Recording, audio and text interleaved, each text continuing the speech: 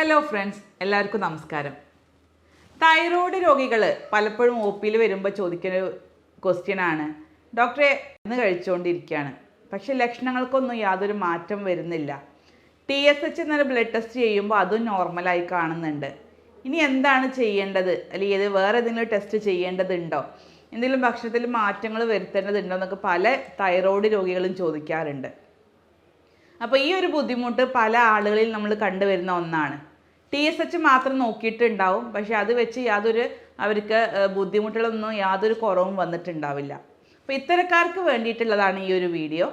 നിങ്ങൾ തൈറോയ്ഡ് കൊണ്ട് ബുദ്ധിമുട്ടുന്ന ആളാണെങ്കിൽ നിങ്ങളുടെ തൈറോയ്ഡിൻ്റെ ലെവല്, പ്രത്യേകിച്ച് TSH, T3, T4 level just ഒന്ന് താഴെ കമൻ്റായിട്ട് രേഖപ്പെടുത്തുക.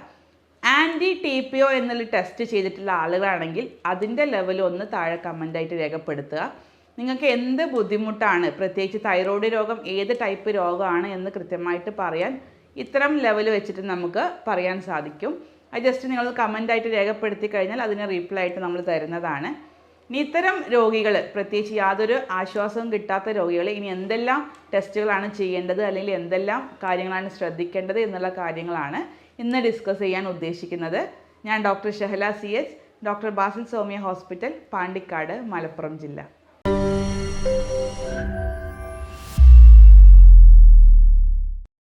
തൈറോയ്ഡിൻ്റെ ടെസ്റ്റ് ചെയ്യുമ്പോൾ നമ്മൾ ഒട്ടുമിക്ക ആൾക്കാരും ഒരു ടെസ്റ്റാണ് ചെയ്യാറുള്ളത്, അതായത് TSH എന്നുള്ള ലെവല്. TSH നോർമലി നമുക്കറിയാം ഒരു 4-5ൻ്റെ ഉള്ളിലൊക്കെയാണ് സാധാരണ വരാറുള്ളത്. പിന്നെ നമ്മൾ അധികം ടെസ്റ്റുകളൊന്നും ചെയ്യാൻ പോവാറില്ല. പക്ഷേ നമ്മൾ TSHൻ്റെ ലെവല് ഒരു 4ന് മുകളിലാണെങ്കിൽ നിർബന്ധമായിട്ടും ചെയ്യേണ്ട മറ്റൊരു ടെസ്റ്റാണ് TPO. കാരണം ബ്ലഡ് ടെസ്റ്റ്, ഒരു ഒറ്റ ടെസ്റ്റ് വെച്ച് മാത്രം നമുക്ക് തൈറോയ്ഡിൻ്റെ ബുദ്ധിമുട്ടുകൾ മനസ്സിലാക്കാൻ കഴിയില്ല. അപ്പോൾ TSH കൂടുതലുള്ള ആളുകൾ, പ്രത്യേകിച്ച് 4നോ 5നോ മുകളിലുള്ള ആളുകൾ, പ്രത്യേകിച്ച് അവർക്ക് തൈറോയ്ഡിൻ്റെ ബുദ്ധിമുട്ടുകളൊക്കെ കൂടുതലായിട്ട് കണ്ടുവരുന്നുണ്ട്. ചില ആളുകൾക്ക് കഴുത്തിൽ മുഴ പോലെ കാണുന്നുണ്ടെങ്കിലൊക്കെ നിർബന്ധമായിട്ടും ചെയ്യേണ്ട ഒരു ടെസ്റ്റാണ് TPO. കാരണം പല ആളുകളും ഇത് ചെയ്ത് കാണാറില്ല. അതുകൊണ്ടാണ് കൃത്യമായിട്ട് പറയുന്നത്, ഈ ടെസ്റ്റ് നിർബന്ധമായിട്ടും ഒരിക്കലെങ്കിലും ചെയ്യേണ്ടതാണ്. റിപ്പീറ്റ് ചെയ്ത് ചെയ്യേണ്ട ആവശ്യമില്ല. കാരണം നമുക്കിതൊരു രോഗനിർണയത്തിന് വേണ്ടിയിട്ട് എന്താണ് ഈ ഒരു തൈറോയ്ഡിന് ബുദ്ധിമുട്ട് ഇനി വരാനിരിക്കുന്നത്, അല്ലെങ്കിൽ എന്ത് ബുദ്ധിമുട്ടാണ് വന്നിട്ടുള്ളത് എന്നറിയാൻ കൃത്യമായിട്ട് സഹായിക്കുന്ന ഒരു ടെസ്റ്റാണ് TPO ടെസ്റ്റ്. എന്താണ് TPO? കാരണം നമ്മുടെ തൈറോയ്ഡ് ഹോർമോണിൻ്റെ ഉൽപ്പാദനത്തെ സഹായിക്കുന്ന ഒരു എൻസൈമാണ് ഈ TPO, തൈറോയ്ഡ് പെറോക്സിഡൈസ് എന്ന് പറയും. അതിന് എഗെയിൻസ്റ്റ് ആയിട്ട്, അല്ലെങ്കിൽ അതിന് എതിരെയായിട്ട് പ്രവർത്തിക്കുന്ന ആൻറ്റിബോഡീസാണ് TPO. 20% ആൾക്കാരിലും ഒരു 9 യൂണിറ്റിനേക്കാളും താഴെ ലെവലിലാണ് ഈ TPO കാണാറുള്ളത്. അതായത് നോർമൽ ഒരു പ്രായമായിട്ടുള്ള ആളുകളിൽ 20% ആളുകളിലും ഇത് നോർമലി കണ്ടുവരുന്നുണ്ട്. നമ്മൾ ആൻറ്റിബോഡീസ് ശരീരത്തിൽ ഉൽപ്പാദിപ്പിക്കുന്നുണ്ട്. പക്ഷേ അതിൻ്റെ അളവ് ഒരു ലെവലിൽ കൂടിക്കഴിഞ്ഞാൽ, പ്രത്യേകിച്ച് 9 യൂണിറ്റിനേക്കാളൊക്കെ കൂടി ഒരുപാട് ഹൈ ലെവലിൽ എത്തിക്കഴിഞ്ഞാലാണ് നമ്മുടെ തൈറോയ്ഡ് ഗ്രന്ഥിക്ക് എതിരെ ഇത് പ്രവർത്തിക്കാൻ തുടങ്ങും. അതുവഴി ഹൈപ്പോ തൈറോയിഡിസം, അല്ലെങ്കിൽ തൈറോയ്ഡ് ഗ്രന്ഥിയുടെ പ്രവർത്തനം കുറയുന്ന അവസ്ഥയിലേക്കൊക്കെ എത്താറുണ്ട്. അതുകൊണ്ടാണ് നമ്മൾ തുടക്കത്തിലെ തൈറോയ്ഡിൻ്റെ ബുദ്ധിമുട്ടുകളുള്ള ആളുകൾ തുടക്കത്തിലെ TPO ടെസ്റ്റ് ചെയ്യണം എന്ന് പറയുന്നത്. ഒരുപാട് മറ്റ് ആൻറ്റിബോഡികളുണ്ട്. തൈറോഗ്ലോബുലിൻ ആൻറ്റിബോഡീസ് ഉണ്ട്, TSH റിസപ്റ്റർ ആൻറ്റിബോഡീസ് ഉണ്ട്. പക്ഷേ ഏറ്റവും കൂടുതലായിട്ട് നമ്മൾ കോമൺ ആയിട്ട് ചെയ്യുന്ന ഒരു ടെസ്റ്റ് TPO ആണ്. ഇത് ടൈപ്പ് 1 ഡയബറ്റീസ്, പ്രത്യേകിച്ച് പ്രമേഹ രോഗമുള്ള ആളുകളിലും ഇത് കൂടുതലായിട്ട് കണ്ടുവരുന്നുണ്ട്. അതുപോലെ ചില കേസുകളിൽ പ്രഗ്നൻസി ടൈമിലും, അല്ലെങ്കിൽ ഡെലിവറി കഴിഞ്ഞിട്ട് തൈറോയ്ഡ് രോഗം ഉണ്ടാകുന്ന ആളുകളിലും ഇത് കൂടുതലായിട്ട് കണ്ടുവരുന്നുണ്ട്. അപ്പോൾ TPO നമ്മുടെ രക്തത്തിൽ കൂടിക്കഴിഞ്ഞാൽ അത് നമ്മുടെ തൈറോയ്ഡ് ഗ്രന്ഥിക്ക് മാത്രമല്ല മറ്റ് അവയവങ്ങൾക്കും ചെറുതായിട്ട് ഡാമേജ് ഉണ്ടാക്കിയിട്ട് അവിടെ നീർക്കെട്ട് ഉണ്ടാക്കാനും മറ്റ് ബുദ്ധിമുട്ടുകൾ ഉണ്ടാക്കാനുള്ള ചാൻസ് വളരെ കൂടുതലാണ്. അപ്പോൾ നേരത്തെ നമ്മൾ കണ്ടെത്തി അതിൻ്റെ അളവ് കൂടുതലാണെങ്കിൽ അതിനനുസരിച്ചുള്ള ഒരു ട്രീറ്റ്മെൻറ്റാണ് നമ്മൾ ചെയ്യേണ്ടത്. ഇതിനെല്ലാം പ്രധാന കാരണം നമ്മുടെ ശരീരത്തിൻ്റെ രോഗപ്രതിരോധ ശേഷി, പ്രത്യേകിച്ച് ഇമ്മ്യൂണിറ്റിയിലുള്ള ചെറിയ വ്യത്യാസങ്ങളാണ് ഈ TPO ഒക്കെ ഇത്രത്തോളം കൂടുതലായിട്ട് വരാൻ കാരണം. അതുകൊണ്ട് നമ്മുടെ ശരീരത്തിൻ്റെ ഇമ്മ്യൂണിറ്റി ശരിയാക്കിയെടുക്കുക, അല്ലെങ്കിൽ ഒരു ബാലൻസ് ചെയ്ത് കൊണ്ടുവരിക എന്നുള്ളതാണ് ഇതിൽ ട്രീറ്റ്മെൻറ്റിൻ്റെ ഏറ്റവും പ്രധാനപ്പെട്ട ലക്ഷ്യം. അപ്പോൾ ഇത്തരം കേസുകളിൽ നമ്മൾ ചെയ്യുന്നത് ഒരു രോഗിയുടെ രോഗപ്രതിരോധ ശേഷി, ഇമ്മ്യൂണിറ്റി നേരെയാക്കി കൊണ്ടുവരിക എന്നുള്ളത് തന്നെയാണ് നമ്മൾ ഏറ്റവും പ്രധാനമായിട്ട് ചെയ്യുന്നത്. അതിനാവശ്യമായിട്ടുള്ള ട്രീറ്റ്മെൻറ്റും മരുന്നുകളുമാണ് ഇത്തരം രോഗികളിൽ നമ്മൾ കൊടുക്കുന്നത്. അതിന് വേണ്ടിയിട്ട് രോഗിയുടെ ശാരീരികവും മാനസികവുമായിട്ടുള്ള എല്ലാ ലക്ഷണങ്ങളും നോക്കി കണക്കിലെടുത്തുകൊണ്ട് അവർക്ക് അനുയോജ്യമായിട്ടുള്ള കോൺസ്റ്റിറ്റ്യൂഷണൽ ഹോമിയോപ്പതിക് ട്രീറ്റ്മെൻറ്റ് കൊടുത്തു വരുന്നുണ്ട്. അതിനോടൊപ്പം നമ്മുടെ ഇമ്മ്യൂണിറ്റി ലെവലാക്കി എടുക്കാൻ സഹായിക്കുന്ന ഭക്ഷണങ്ങൾ, പ്രത്യേകിച്ച് ആൻറ്റി ഇൻഫ്ലമേറ്ററി ആയിട്ടുള്ള ഭക്ഷണങ്ങൾ നമ്മൾ കൃത്യമായിട്ട് പറഞ്ഞു കൊടുക്കാറുണ്ട്. ഇത്തരം ഭക്ഷണങ്ങൾ കഴിച്ചാൽ മാത്രമേ നമുക്ക് ആൻറ്റി TPO ലെവൽ കുറച്ച് കൊണ്ടുവരാനും തൈറോയിഡിൻ്റെ ബുദ്ധിമുട്ടുകൾ ഒരു പൂർണ്ണമായിട്ട് അത് നോർമൽ സ്റ്റേജിലേക്ക് കൊണ്ടുവരാനും കഴിയുകയുള്ളൂ. അപ്പോൾ ഈ ഒരു വിഷയം അല്ലെങ്കിൽ ഈ ഒരു ഭക്ഷണ രീതികളും ഈ ട്രീറ്റ്മെൻറ്റും ഒക്കെയാണ് കൂടുതലായിട്ട് ഡിസ്കസ് ചെയ്യുന്നത്. അപ്പോൾ ഏതൊക്കെ ഭക്ഷണങ്ങളാണ് ഇത്തരം ആളുകൾ, പ്രത്യേകിച്ച് തൈറോയിഡിൻ്റെ ബുദ്ധിമുട്ടുകൾ കുറയാതെ നിൽക്കുന്നുണ്ടെങ്കിൽ ഏതൊക്കെ ഭക്ഷണങ്ങളാണ് ഈ ആൻറ്റി TPO ലെവൽ കുറക്കാൻ വേണ്ടി നമ്മൾ കഴിക്കേണ്ടത്? അതിൽ ഏറ്റവും പ്രധാനപ്പെട്ടത് സിങ്ക്, സെലീനിയം അടങ്ങിയിട്ടുള്ള ഒരു കോമ്പിനേഷനാണ് നമ്മൾ കൂടുതലായിട്ട് ഭക്ഷണത്തിൽ കഴിക്കേണ്ടത്.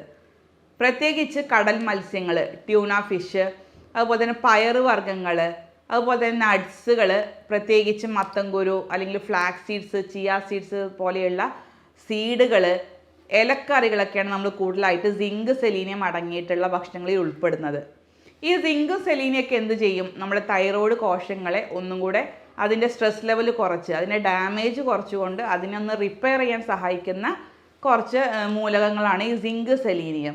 അവ നിർബന്ധമായിട്ടും ഇത്തരം രോഗികളെ ഉൾപ്പെടുത്തേണ്ടത് വളരെ അത്യാവശ്യമാണ്. അതുപോലെ തന്നെ നമ്മൾ എപ്പോഴും പറഞ്ഞ് കേൾക്കാറുള്ള അയോഡിൻ അടങ്ങിയിട്ടുള്ള ഉപ്പാണ് നമ്മൾ എല്ലാവരും ഉപയോഗിക്കുന്നത്. പക്ഷെ അതൊരു ബാലൻസ്ഡ് ലെവലിൽ കൊണ്ടുപോകാൻ ശ്രദ്ധിക്കുക. കൂടുതലാവാനും പാടില്ല, കുറയാനും പാടില്ല. ഒരു ബാലൻസ്ഡ് എമൗണ്ടിൽ കൊണ്ടുപോകാൻ ശ്രദ്ധിക്കുക. പിന്നെ കൂടുതലായിട്ട് ഹിൽ ഏരിയാസിലൊക്കെയാണ് അയോഡിൻ്റെ കുറവ് കാണാറുള്ളത്. അവർക്ക് ഫോർട്ടിഫൈഡ് ആയിട്ടുള്ള ഉപ്പ് ഉപയോഗിക്കേണ്ടി വരും. അതുപോലെ തന്നെ omega-3 ഫാറ്റി ആസിഡ്സ് അടങ്ങിയിട്ടുള്ള ഭക്ഷണങ്ങൾ, പ്രത്യേകിച്ച് ചെറിയ മീനുകൾ, അയില, മത്തി പോലെയുള്ള ചെറിയ മീനുകൾ കൂടുതലായിട്ട് കഴിക്കുക. ചിയ സീഡ്സ്, ഫ്ലാക്സ് സീഡ്സ് പോലെയുള്ള വിത്തുകൾ ഒരു ദിവസം 1 ടീസ്പൂൺ വീതം കഴിക്കുന്നതും വളരെ നല്ലതാണ്. അതുപോലെ തന്നെ വിറ്റാമിൻ D അടങ്ങിയിട്ടുള്ള ഭക്ഷണങ്ങൾ, ഇലക്കറികൾ, മുട്ടയുടെ വെള്ളയൊക്കെ വളരെ നല്ലതാണ്. വിറ്റാമിൻ D കിട്ടാൻ വേണ്ടി നമ്മൾ സൺലൈറ്റ്, അൾട്രാവയലറ്റ്സ് അടങ്ങിയിട്ടുള്ള സൺലൈറ്റ് ഡെയിലി ഒരു 15 മിനിറ്റ് കൊള്ളുന്നത് വളരെയധികം നല്ലതാണ്. ഇതിൻ്റെ ഒരു പ്രധാനപ്പെട്ട വശം എന്ന് പറയുന്നത് നമ്മൾ വിറ്റാമിൻ D കുറഞ്ഞിട്ടുള്ള രോഗികളിൽ തൈറോയിഡിൻ്റെ ബുദ്ധിമുട്ട് കൂടുതലായിട്ട് കണ്ടുവരുന്നുണ്ട്. അതുകൊണ്ട് വിറ്റാമിൻ D അടങ്ങിയിട്ടുള്ള ഭക്ഷണങ്ങൾ നിർബന്ധമായിട്ടും ഉൾപ്പെടുത്തുക. അതിനോടൊപ്പം വിറ്റാമിൻ B അടങ്ങിയിട്ടുള്ള ഇലക്കറികളായിക്കോട്ടെ, അല്ലെങ്കിൽ തവിട് കളയാത്ത അരി, ഇതൊക്കെ കൂടുതലായിട്ട് ഭക്ഷണത്തിൽ ഉൾപ്പെടുത്താൻ നോക്കുക. അതുപോലെ തൈറോസിൻ എന്ന് പറഞ്ഞ കണ്ടൻറ്റ് അടങ്ങിയിട്ടുള്ള ട്യൂണ ഫിഷ്, നമ്മളെ കടൽ മത്സ്യമായിട്ടുള്ള ട്യൂണ ഫിഷും കൂടുതലായിട്ട് ഉൾപ്പെടുത്തി കഴിഞ്ഞാൽ തൈറോയിഡിൻ്റെ ഒരു ആരോഗ്യസ്ഥിതി മെച്ചപ്പെടുത്താനും ഇത്തരത്തിലുള്ള ആൻറ്റിബോഡീസ്, ശരീരത്തിന് ദോഷം ചെയ്യുന്ന ആൻറ്റിബോഡീസിനൊക്കെ കുറച്ച് കൊണ്ടുവരാനും അത് വളരെയധികം സഹായിക്കുന്നുണ്ട്. ഇത്തരം രോഗികൾ, തൈറോയിഡിൻ്റെ ബുദ്ധിമുട്ട് കൂടുതലുള്ള ആളുകൾ ഒഴിവാക്കേണ്ട ഭക്ഷണങ്ങൾ ഏതൊക്കെയാണെന്ന് വെച്ചാൽ, പ്രത്യേകിച്ച് നമ്മൾ പ്ലാന്റ് ഈസ്ട്രജൻസ് കൂടുതലുള്ള ഭക്ഷണങ്ങൾ, അതായത് സോയാ പ്രൊഡക്ട്സ്, സോയാബീനൊക്കെ കൂടുതലായിട്ട് ഉപയോഗിക്കുന്നവരാണെങ്കിൽ അതിൻ്റെ ഉപയോഗം കുറച്ചു കൊണ്ടുവരാൻ ശ്രദ്ധിക്കുക. അത് തൈറോയിഡ് ഹോർമോണിൻ്റെ ഉൽപ്പാദനം കുറയ്ക്കുന്ന ഒരു ഭക്ഷണ വസ്തുവാണ് ഈ സോയാബീനും സോയയുടെ പ്രൊഡക്ട്സുകളും.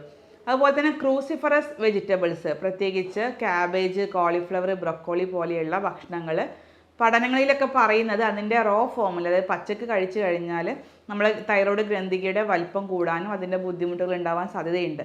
അതുകൊണ്ട് വേവിച്ച് കഴിക്കാൻ ശ്രദ്ധിക്കുക, അതിൻ്റെ അളവ് കുറക്കാനും ശ്രദ്ധിക്കുക. അതുപോലെ തന്നെ പാലുൽപ്പന്നങ്ങൾ, പ്രത്യേകിച്ച് മോഡേൺ ടെക്നിക്സ് ഒക്കെ വെച്ച് ഉൽപ്പാദിപ്പിക്കുന്ന പാലിലൊക്കെ ഒരുപാട് ഹോർമോണൽ ചേഞ്ചസ് വരും. അത് കാരണം തൈറോയ്ഡ് ഗ്രന്ഥിയുടെ പ്രവർത്തനങ്ങളിൽ കുറയാനുള്ള സാധ്യതയുണ്ട്. അതുപോലെ തന്നെ അതുകൊണ്ടാണ് പാല്, തൈര്, അതിൻ്റെ പ്രൊഡക്ട്സുകളൊക്കെ ഒഴിവാക്കുന്നത് വളരെയധികം നല്ലതാണ്. പക്ഷേ വെണ്ണ, പനീറൊക്കെ ഇത്തരം രോഗികൾക്ക് ധൈര്യമായിട്ട് ഉപയോഗിക്കാം. പാലും തൈരും ഒക്കെയാണ് കൂടുതലായിട്ട് ഒഴിവാക്കേണ്ടത്.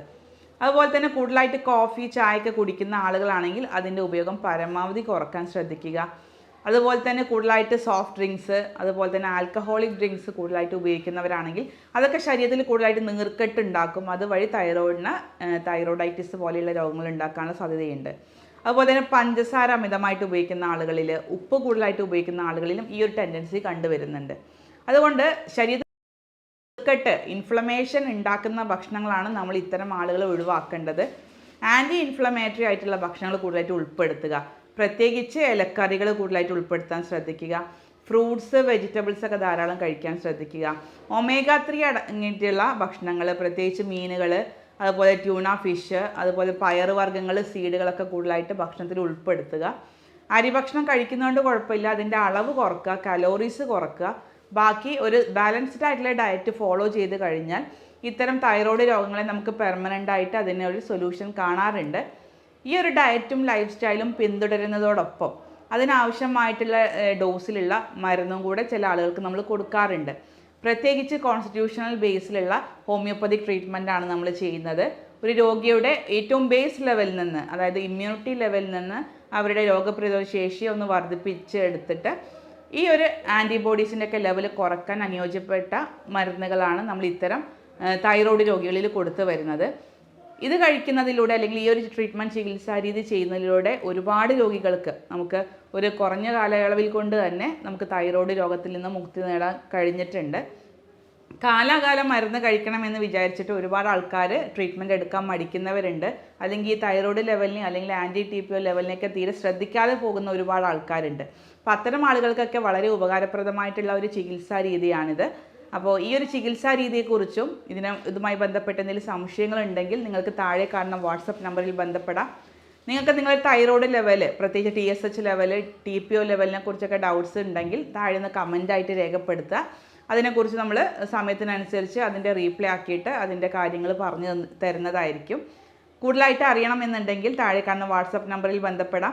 അല്ലെങ്കിൽ നിങ്ങൾക്ക് നേരിട്ട് ചില സമയങ്ങളിൽ ബന്ധപ്പെടാവുന്നതുമാണ്. സ്നേഹത്തോടെ doctor Shahala CH, doctor Basil Soumya hospital, Pandikkad.